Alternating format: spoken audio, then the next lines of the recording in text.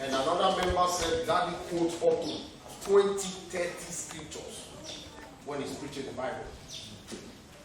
That was Mama Divine. Mama Divine. So, it baffles me because I've been weeping for some time now. I've been weeping because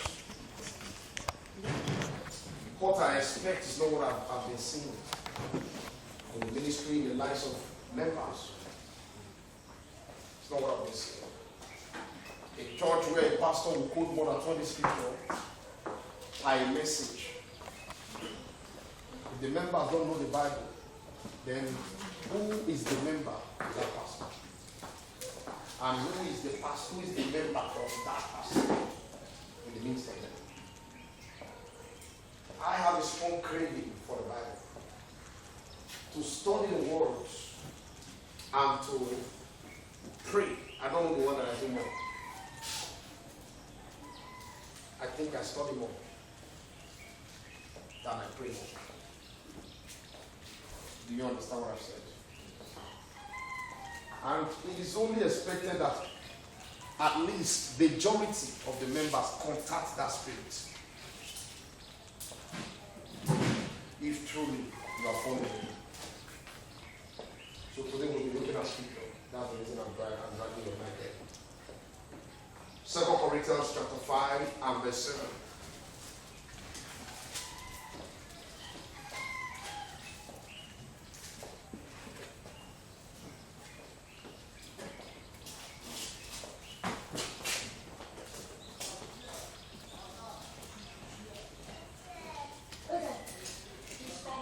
If you are there, say yes. All right. If you are there, read for me. 1 to go. All right. He said, we walk by faith, not by sight. All say it again. For we walk by faith and not by sight. What does this mean? Why did he say we walk by faith and not by sight? Mind you, the word is not work, but walk. It's not work when it comes to W-R-K. The word is walk, like to move, by faith. And he said, not by sight. What does this mean? One of the best ways to understand the scripture is to always read the entire context. Especially when you begin from the beginning of the context. You can grab an indefinite understanding. You can grab deep insight into what he meant. So we're going to start from verse 1. Are you with me? From verse 1, Paul the Apostle said, for we know, are you with me? That if our earthly house of this tabernacle were dissolved, we have a building of God, an house not made with hands, eternal in heaven.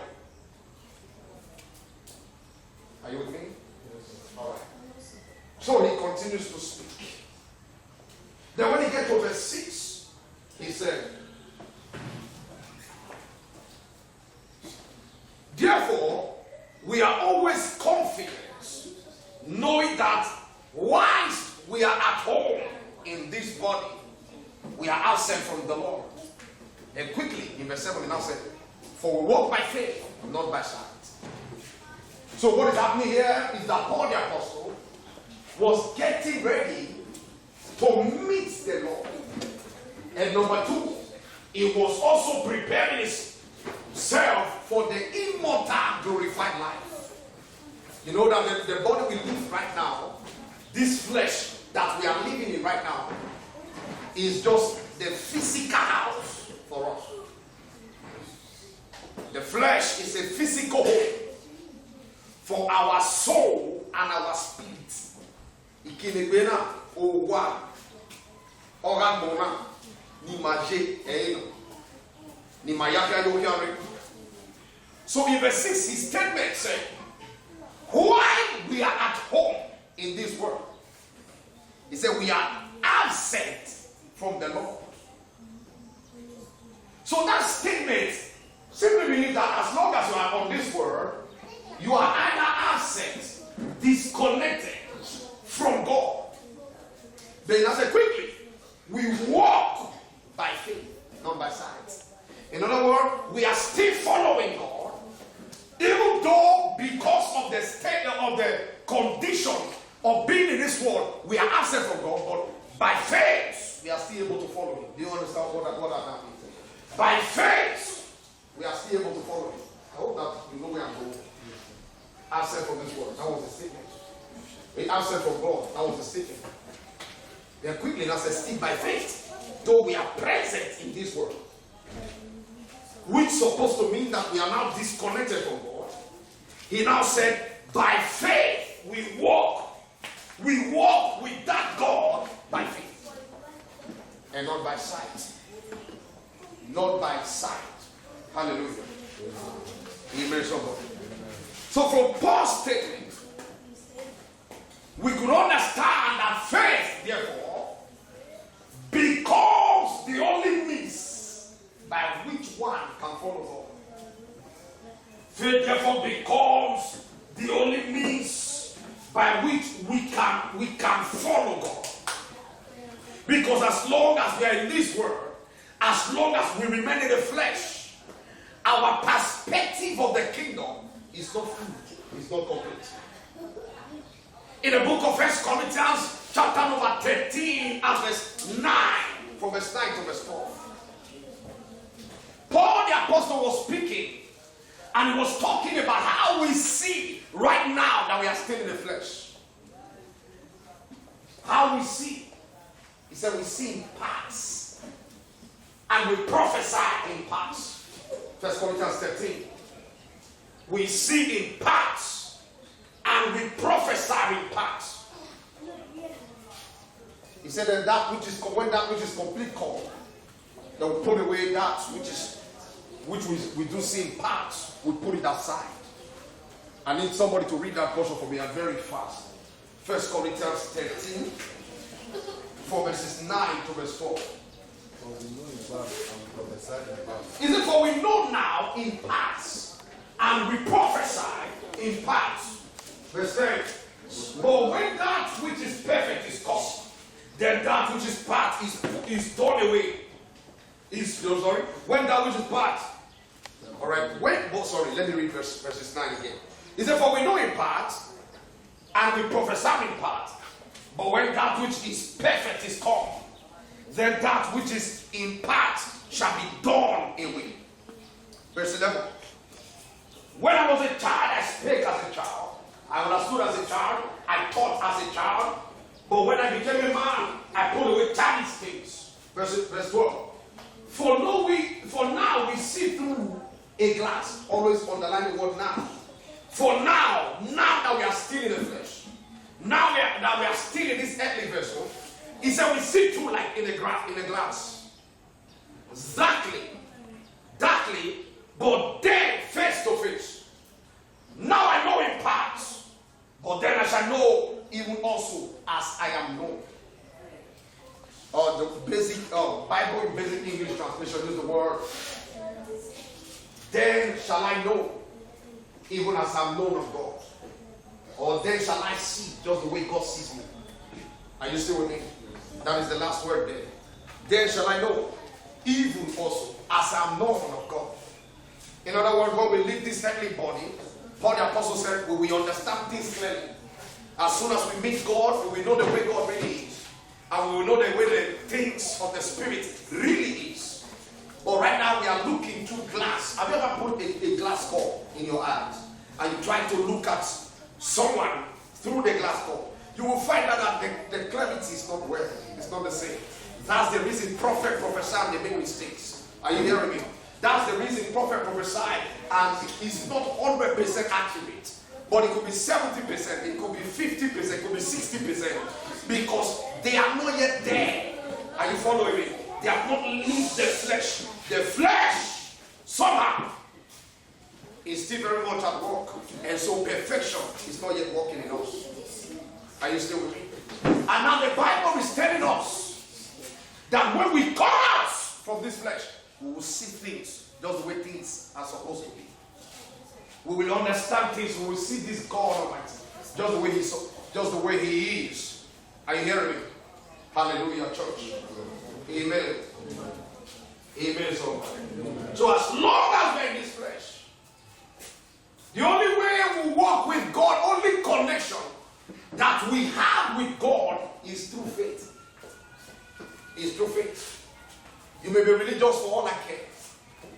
You may have all the technicalities and the forms of godliness.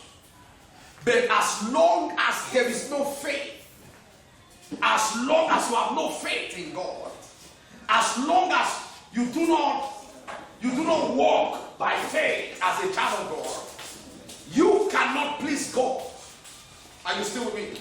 You cannot please God, and you cannot have full access to the way things are when it comes to heaven. So faith, therefore, becomes the only way to walk and to see God. So right now, faith, therefore, becomes the only way to walk with and to see God.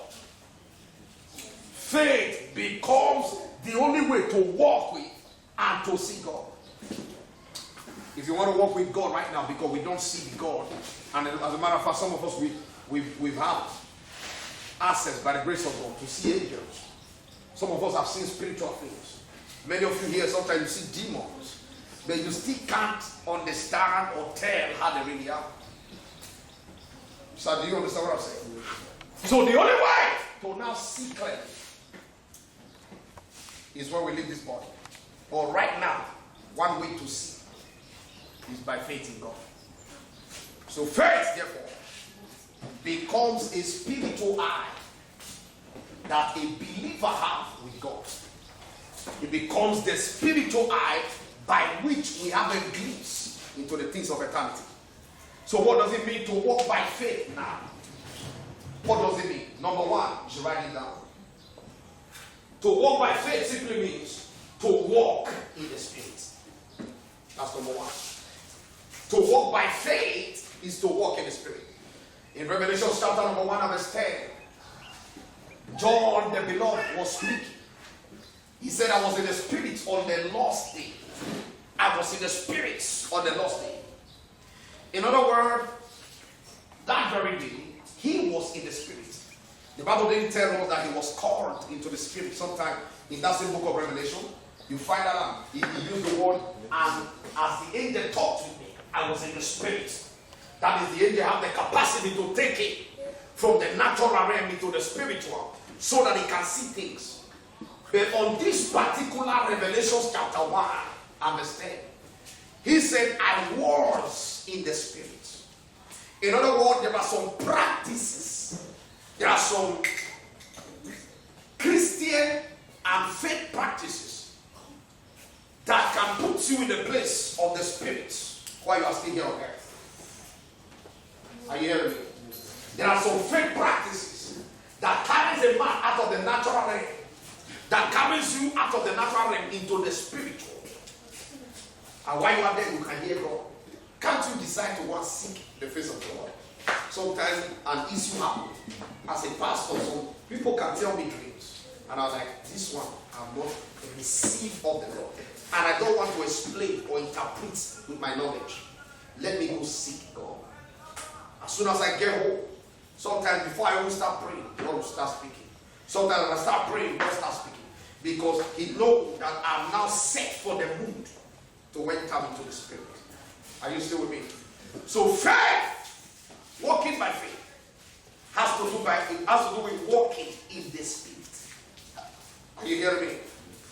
And to walk in the Spirit means to avoid physical distractions and to focus on what the Spirit is saying, irrespective of what you see around you. Irrespective of what you see around you, how do you focus on what the Spirit is saying? Galatians chapter 5 verse 16, the Bible said, walk in the Spirit, and you shall not fulfill the lust of the flesh. Walk in the Spirit, and you shall not fulfill the lust of the flesh. The word lust of the flesh means the attention that the flesh desires. I don't know if I'm talking to somebody this morning. You know that the flesh desires attention. He keeps dragging you to want to fulfill what he wants. Sometimes what he wants, apart from lust and sin, can also involve fear. He can present some anxiety. He can present some events. He can present some problem that will make you over anxious. And then as you walk in that anxiousness, you err against the Lord. As you walk in that anxiousness, look at me, you err against the Lord. That's the reason the book of Galatians chapter 5 verse 16 said, walk in the Spirit, and you shall not fulfill the lust of the flesh. What is the lust of the flesh? It involves anger, pride, and all that. What is the lust of the flesh? Look here. What is the lust of the flesh? The lust of the flesh involves anxiety. You may not be able to grab this, and I pray that you grab it. It involves anxiety. That thing that compels you to want to do or to react based on what you see. That thing that compels you to walk based on what you see, to react based on what you see, to respond based on what you see. Sometimes you need to take your step back. In the midst of all the talk, all the that you are saying. I hope you understand the in the midst of it, you take a step back. Pause for a while. Father, what are you saying? Father, what are you saying? Are you still with me? If you practice this kind of life continually, first and foremost, you are not only showing to God that you are a child of God, you are also showing to God that you depend on Him completely. That is one way to walk in the Spirit. You have to train up yourself, train up your spirit, so that the both of you become one. So that you easily understand when the Spirit is speaking. Are you hearing me? So that you easily understand when the Spirit wants something and when it doesn't want. So that you don't start moving by the lust of the flesh. I'll give more instances before we move to number 2. More instances has to do with a person that God calls. God calls a man and then place a year in his life. And said, by so and so year is when I will decide, after you have obeyed all my regulations that I give to you for the work of the ministry, by so and such a year, I will come and bless you. Do you understand me? Now, he may not directly tell the man that by so and so year is when I will come. But he fixed that year and leave the man. Are you listening to me? Evangelist, are you listening to me? He fixed that number of years and leave the man. And in the beginning, the man begins doing all the work of God, staying away from sin, avoiding evil, avoiding corruption, avoiding defiance of the flesh. And yet he's not blessed financially. There are those that knows him. There are those that were around him. I'm speaking about the person that I know. There are those that are around him who seem not to be as committed to God as he is. Who seem not to be as fully obedient to God as he is. Before they will say a thing, it looks like it works. Before they will do a thing, it always works. And then he got distracted. Went to friends and were like, I don't know what's going on. What do you do? And then all kinds and all manner of counsel enters in. And before you know, the particular assignment of God for his life, he dropped it and picked up the counsel of those people. Are you with me? Picked up the counsel of those people and never went back to God to verify whether those counsels were in accordance with the will of God for his life. As he picked up those counsel, he abandoned his own instruction that frame up the glory of his life and of his ministry. And when the time called for God to have blessed him, he came and he met him in that state where he was not walking in the counsels of men, no longer in the counsel of God. And then the blessings did not get to him. Am I still talking to you? In the midst of sight, always learn to ask God what is. Always learn to walk in the Spirit. Let the Spirit give you the guide that you walk upon, not the counsel of men, not what you see in your physical sight. Number 2, what does it mean to walk by faith? To walk by faith is to walk by conviction, not by comparison. Whatever you are not convinced about, don't be compelled to do it. There is no blessing ordinarily in comparison. I've learned that secret since I was a child. Should you call someone that you want to send a message? Should you call a person and you are sending them, and then there is this grudges to do, then there will be no blessing, no reward. Are you hearing me? If you put a pressure on that person, you put one pressure, go and do it, go and do it, there will be no blessing. And I studied my Bible back to back, and I found out that God does not pressure people. God does not pressure people. His word is simply, I stand at the door and knock. If anyone hear my voice and open, I will come in. You have to open. Can he not break the door and come in? If you feel like. Then just to let you know that he does not pressure people. He does not want to put pressure on you. Otherwise, should you follow him, should you do the binding by pressure, then blessings will not be attached to it. Am I talking to somebody? Yes. That's why it is given to you as a child of God, not to be compared. Don't wait to be compared to do the instruction of God. A man of God speaks to you, a message comes to you, and then you are sluggish and reluctant in your response.